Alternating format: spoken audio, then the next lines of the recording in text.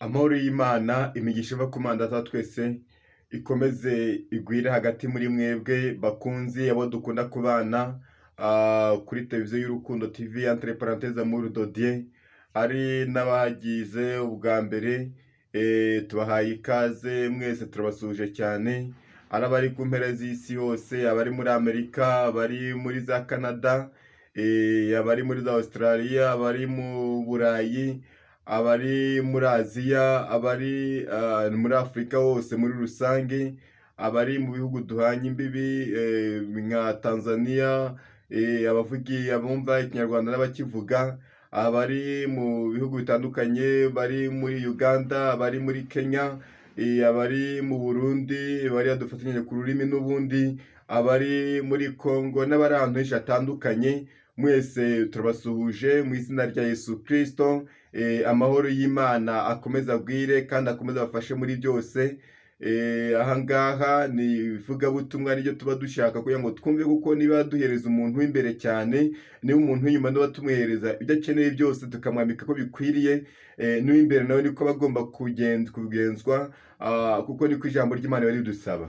Mureke dusenge rero maze twinjire mu ijambo ry'Imana. Njyewe muri kumwe ni Samuel Mutezimana, nkaba ndi umuvugabutumwa, nkaba nkunda gukora cyane kuri iyi channel y'Urukundo TV entre parenthèses amour de Dieu. Imana ngiriye ubuntu cyane, nyemerera cyane ko twajya tubana ahangaha kugira ngo abantu bagishwe cyane ko bahembuka mu buryo bw'umwuka, abantu bagirana ubusabane n'Imana, bonge bagira Imana icyizere. Uri Imana nziza, uri Imana ifite imbaraga.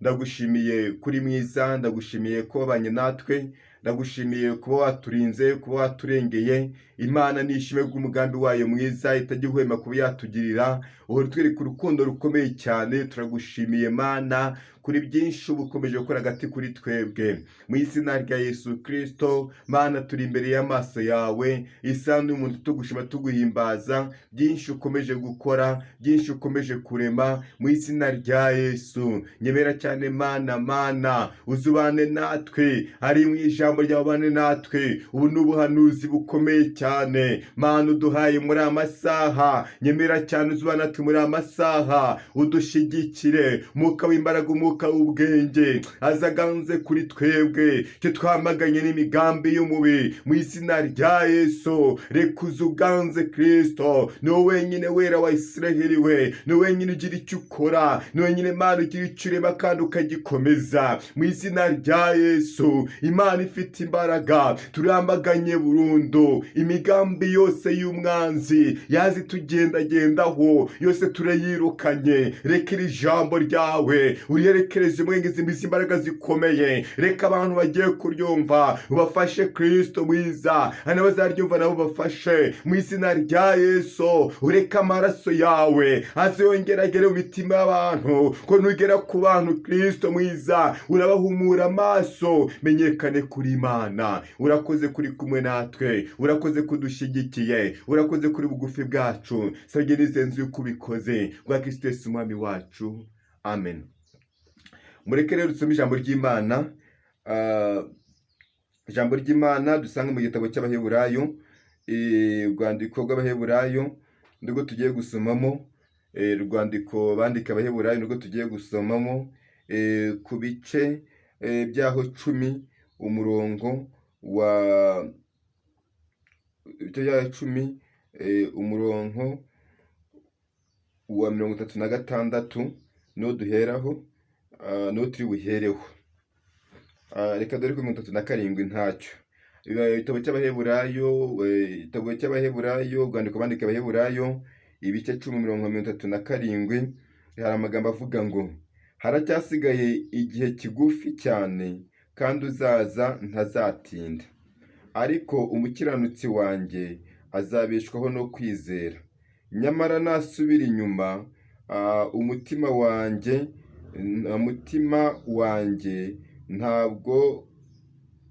wanjye ntuzamwishimira. Ariko twebweho ntidufite gusubira inyuma ngo turimbuke, ahubwo dufite kwizera kugira ngo tuzakize ubugingo bwacu. Amen. Haravuga ngo haracyasigaye igihe kigufi cyane, kandi uzaza ntazatinda, ariko umukiranutsi wanjye azabeshwaho no kwizera, nyamara nasubira inyuma umutima wanjye ntuzamwishimira. Amena. Nyamara nasubira inyuma umutima wanjye ntuzamwishimira. Nyamara nasubira inyuma umutima wanjye ntabwo uzamwishimira. Amena. Yesu nashimwe cyane. Haracyasigaye igihe kigufi cyane, kandi uzaza ntabwo azatinda. Ariko umukiranutsi wanjye azabeshwaho no kwizera.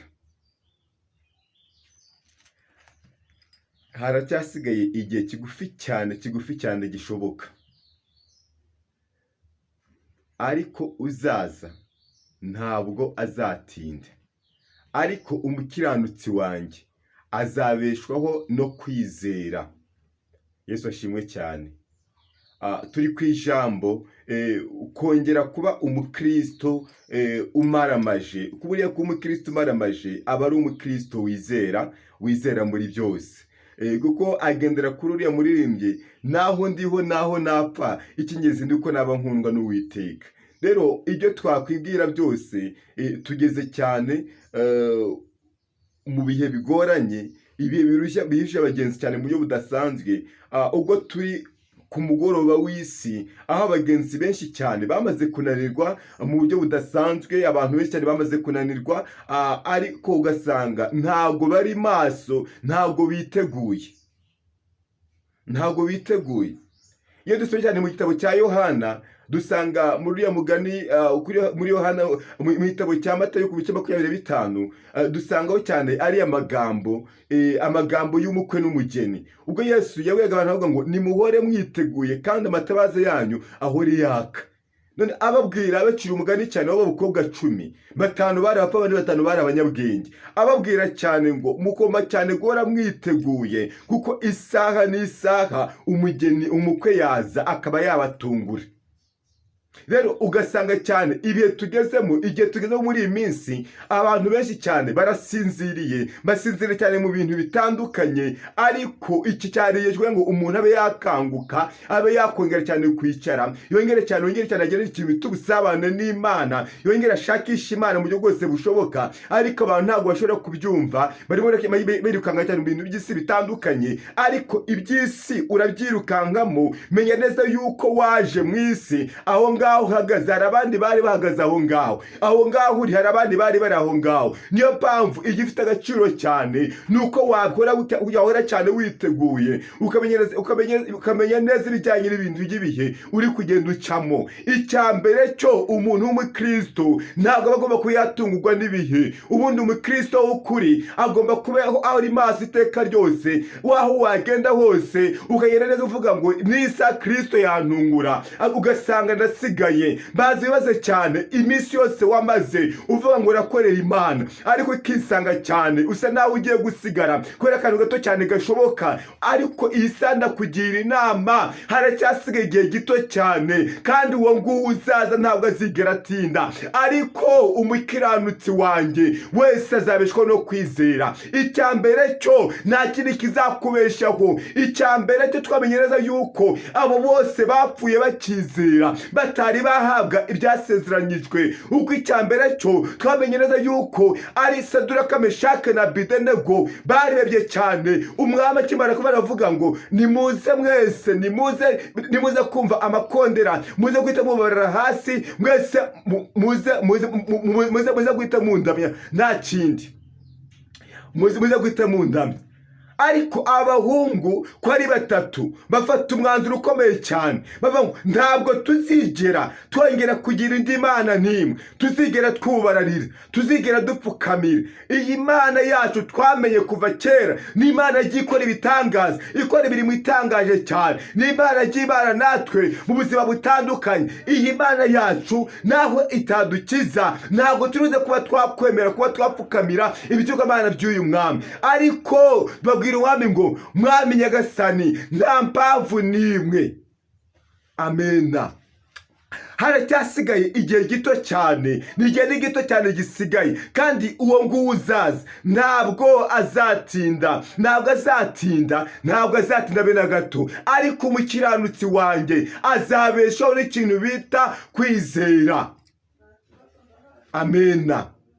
Azabeshwaho no kwizera, nta kindi kizamubeshaho. Azabeshwaho no kwizera. Ariko nasubira inyuma gato cyane, umutima w'Uwiteka ntabwo uzigera ubwishimira. Ibyo ugomba gukora, ugomba kubikora cyane uri maso. Abahungu bafashe babashyira mu muriro, ariko basanga Uwiteka yamaze kuhagera kare, basanga Kristo yicaye muri wa muriro, nabo ubwabo ko amaso yabo yari yamaze guhumuka, bamaze kureba neza, bamaze kugereza yuko burya ntabwo bari bonyine, bari kumwe na Kristo. Bituma cyane bizera, bituma bemera kuba baje muri wa muriro, maze baremera babashyira muri wa muriro. Birakunda kandi biremera, umuriro bawugeramo, ariko bawugezemo basanga Kristo arimo. Niyo mpamvu ijambo ry'Imana ritubwira ngo nuca mu mazi nzaba ndi kumwe nawe, nubwo waca no mu muriro nzaba ndi kumwe nawe. Ariko icyambere cyo ugomba ukabanza ukabigeramo, ukajya wamenye neza imbaraga z'Imana zibirimo. Ugomba ukabanza ukinjiramo, ukaza kumenya neza burya hano hantu nubwo nahingiye, nubwo ndi mu kibazo runaka, ariko hari mu Imana. Yesu ashimwe cyane. Ibyo waba urimo byose, ubuzima bwose waba uhagazemo, banza ugenda ushima Imana. Banza ushima Imana, umenye neza yuko uri kumwe na Kristo. Aho uri hose uri kumwe na Kristo. Nta na kimwe kibaho Imana itabizi ku buzima bwawe. Nta na kimwe izigera ikora Imana iri kubona yuko utazigera ubyihanganira. Hamwe n'itugerageza byose muri rusange, Imana ibasha kugenda iducira akanzu. Amena.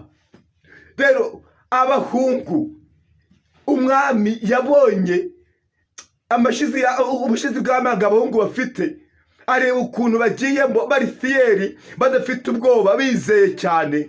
Rero aravuga ngo koko aba ni bantu ki? Ntiyamenye neza yuko ari abantu bizeye Imana y'ukuri. Maze umwami nawe kandi nta nuko yari azi Imana, ariko kubera ibyo abahungu bakoze bituma bavuga ubutumwa mu gihugu cyose. Umwami akiteka aravuga ngo nimuze murebe cyane ukuntu bakuramo abahungu. Aravuga ngo ntihazongera hagira undi muntu muzongera gusenga, muzajye musenga Imana yabo, Imana yo mu ijuru gusa. Amena. Rero haracyasigaye cyane igihe gito cyane, igihe ni gito cyane gisigaye. Aho muri mureba cyane mukavuga ngo turategura imyaka runaka, ngo imyaka iri imbere, ngo sinzi ibiki n'ibiki, ariko igihe ni gito cyane gisigaye, kandi uwo nguwo ugiye kuza, Yesu ubwo agiye kuza, ntabwo ari butinde. N'isaha tuvugana yahita agera ku buzima bwawe, n'isaha tuvugana. Ahubwo banza ibibazo cyane, aransanga hehe? Arasanga niteguye gute? Imana itugire neza cyane. Imana yongere idukore ku maso. Imana yongere iduhumure. Imana yongere twuze umwuka wera wayo. Imana yongere ibe mu ruhande rwacu. Imana yongere cyane, yongere twimane mu buryo bwose bushoboka. Imana yongere twimane cyane mu maboko y'umwanzi. Imana yongere twimane, Imana yongere kwimane cyane mu buryo bwose, mu buzima bwose wabuhagazemo. Imana ikwimane, Imana ikwimane. Ibyatuma usigara, ibyatuma wa wundi atambuka agasanga utari maso, ibyo byose Imana ibigukureho. Ibyatuma wa wundi agasanga wamaze gusubira inyuma, byose Imana ibigukureho. Ubuzima bwose uhagazemo, hagarara mu buzima bwo gushima Imana. Ntuvuge ngo uzashima Imana uyishimira mu byo wabonye, ahubwo ubuzima bwose waba urimo ugomba gushimira Imana. Ntabwo ugomba kurebera Kristo mu bintu agiye gukora ku buzima bwawe, ahubwo ugomba no kumurebera no mu byo atari yakora byose, nabyo ukaba murebera muri rusange. Niyo kintu Imana ishaka, ikeneye yuko abantu bongera kuzamura ikintu bita kwizera hagati muri bo. Ukamenya neza yuko umukiranutsi wese azabeshwaho no kwizera. Ntabwo uzabeshwaho nuko hari amafaranga runaka ufite kuri konte, ntabwo uzabeshwaho nuko ufite amazu, ntabwo uzabeshwaho nuko ufite imirima, ntabwo uzabeshwaho nuko ufite imodoka, ntabwo uzabeshwaho nuko hari ikintu runaka wibitseho, ahubwo uzabeshwaho n'ijambo bita kwizera. Nta kindi kizakubeshaho. amena. Ngo muvuga gutyo ngo mubeshone n'ibintu naka mufite, ubundi ko mwabaye mudakora cyane mu bihe bya corona, ntimwabagaho, ntimwariye se? Hari abigeze babasohora mu mazu. Icyambere cyo menyereza ko Imana yakoze bya bindi, n'iyi saha iracyariho. Icyambere cyo ongera uzamure kwizera kwawe. Imana irashaka kuba yakorera abantu bizera, abantu bagenda basubira inyuma batizera nk'uko Imana ishaka. Abo ngabo Kristo ntabwo abakeneye, ariko igihe ni gito cyane, igihe ni gito cyane gisigaye. Wowe cyambere cyo banza ugira Imana icyizere, wongere cyane umenye neza yuko ya Mana yabaye hahandi. Hari byinshi wibuka nawe, hari iby'ubuzima cyane. Cyambere n'ukuri nawe uzi isaha wagiye utambukamo, ubwo buzima urabuzi, uzi ukuntu wagiye wabagaho, uzi yuko nawe no kubona inoti y'igihumbi cyari ikibazo gikomeye cyane, ariko uyu munsi uri kubona 5 ku munsi, ariko uyu munsi uri kubona 100 ku kwezi. Ni ukubera ko ari Imana itangiye kuba yabigenza neza. Rero iyo Mana ikoze ibi ngibi ntuyizere cyane, maze umenye neza yuko ikoze ibi ngibi izakora n'ibindi. Amena. Haracyasigaye igihe gito cyane, kandi uwo nguzaza ntabwo azatinda, ariko twebweho ntabwo dukwiriye kuba twasubira inyuma, ahubwo tugomba cyane gushakira kuba twakomeza imbere cyane, tukamenya aho tugiye. Icyambere cyo iyi mpamba baduhereze y'urugendo ntabwo yatubuza cyane kugereza cyane intego y'urugendo. Amena. Yesu ashimwe cyane. Ijambo bita kwizera, guhagarariza umwanya Imana ishaka. Icyambere cyo ugomba kumenya neza yuko ntabwo izaba Imana ari uko wabonye ibi byose, ntabwo izaba Imana ari uko wagiye ugakora cyane ibyo bintu yose wifuza, ahubwo Imana ni Imana.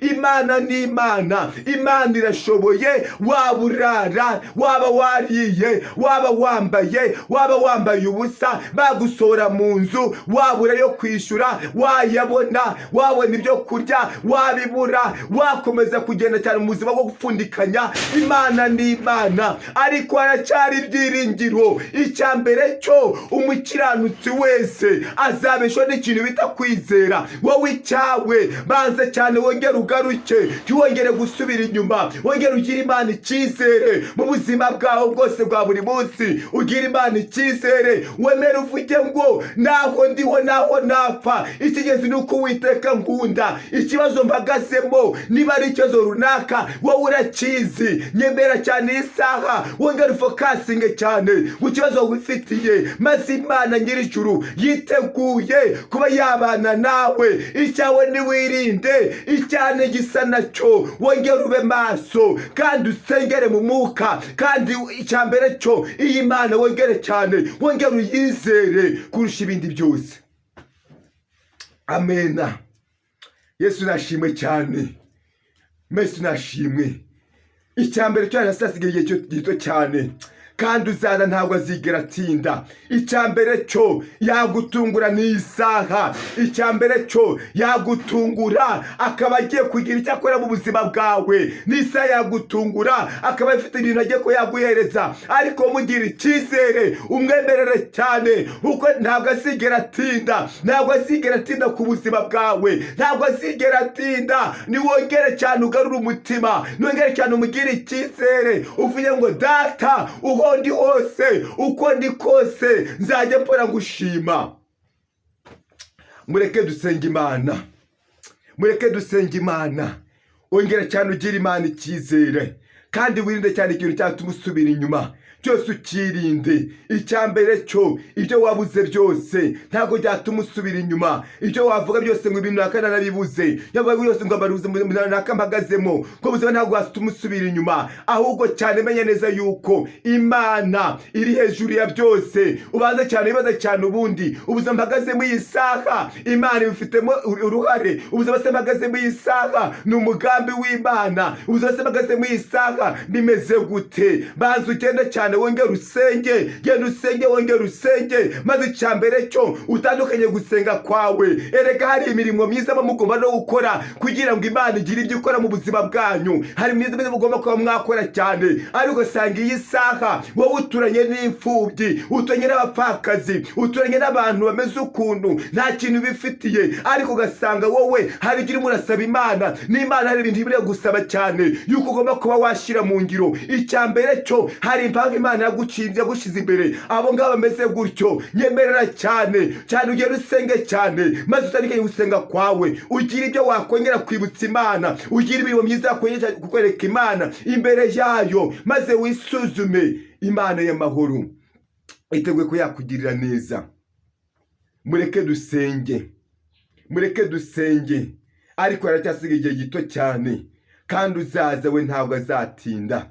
Ariko umukiranutsi wanjye wese azabeshwaho no kwizera, ariko nasubira inyuma gato umutima wanjye ntabwo uzigera umwishimira. Nubeshye cyane ugasubira inyuma gato cyane ngo wageze mu bibazo bikomeye cyane, kuvuga ngo ibyo uri gushaka byose ugiye guca mu rundi ruhande, Imana ntabwo uzigera ikwishimira, ntabwo uzigera ita rwose yuko mwigeze mubana. Icyo mupfana n'Imana iyi saha ni uko ugomba gukiranuka. Maramaza muri byose ugendane n'Imana, Imana ikuyobore, Imana igushyigikire mu buzima bwawe bwose bwa buri munsi. Imana ibane nawe. Uri Imana nziza, uri Imana ifite imbaraga, uri Imana ishobora byose. Turagushimiye kuri uwera, turagushimiye kuri umutabazi, mu izina rya Yesu Kristo. Mana, uko ijambo ryawe ritubwiye cyane ngo haracyasigaye igihe gito cyane, kandi uzaza ntabwo azatinda. Mana, twemerere cyane, udukore ku maso, wongere uduhumure mu izina rya Yesu. Amaso yacu yongere arebe. Mana, twatakaje kwizera hagati muri twebwe, tugenda uko udashaka, tuvuga byinshi udashaka. Mana, tugira kwitotomba. Nyemerera cyane abantu, wongere ubababarire, wongere wishimire imitima yatakaje kwizera mu buryo budasanzwe mu izina rya Yesu. Yongere imbaraga Kristo, ko ntabwo uzigera ubishimira nibasubira inyuma. Reka imitima yasubira inyuma, wongere uyigarurire ubugwaneza bwawe mu izina rya Yesu. Ubavane mu bitabo byo kurimbuka, bashyire mu bitabo by'ubugingo mu izina rya Yesu Kristo. Imana y'amahoro, nyemerera cyane muka w'imbaraga, muka w'ubugwaneza aganze kuri abantu, abashigikire, abambika imbaraga mu izina rya Yesu. Ureke umwuka wawe wera, ureke imbaraga zawe zoge zigenderera abantu. Mana, ubamenyeshe cyane intego y'uru rugendo mu izina rya Yesu. Bekongera kwibagirwa, bekongera gusinzira, uturinde byadusubiza inyuma, byose ubiturinde mu izina rya Yesu Kristo. Imana y'amahoro, urakoze Kristo, urakoze kumvishe gusenga kwacu, urakoze kugeze kuri imitima, kabigeze kujya barimo gushakaho mu izina rya Yesu. Reka Imana y'amahoro iziganze kandi ziyobore, kandi iteke byose kubishoboye, nagushimye byose kubikoze, kandi kubikoreye kuyubahisha. Sabye nizenzi kubikoze kwa Kristo Yesu umwami wacu. Amen. Amahoro y'Imana akomeza abane namwe, kandi akomeza ganze, kandi amushyikiye byose kubishoboye. Imana icyo nzi neza nuko ari Imana yacu bwite, kandi yiteguye kuba yagira ibyo ikora hagati muri wowe. Wowe icyawe wigira icyizere, ukomeze uyizere, ukomeze uyihanga amaso, kuko ntabwo izigera ikureka. Yiteguye kuba yakugira neza iteka ryose. Shalom, shalom.